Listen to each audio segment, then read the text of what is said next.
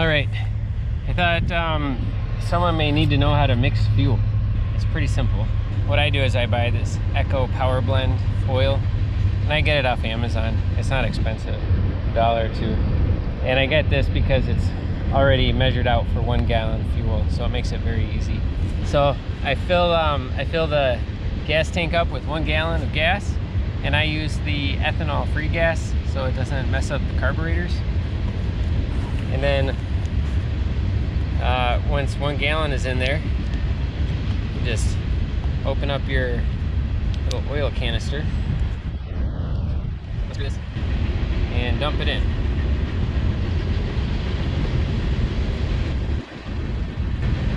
And it's pretty simple. And that's all there is to it. And since it's already pre-measured, it takes all the thought out of it.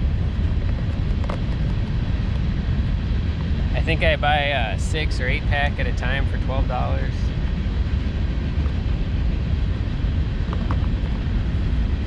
And that's about how much I go through maybe in a year. All right, and once that's done, screw it back on. And I give it a little shake for good measure, mix it all up, and then it's ready to go.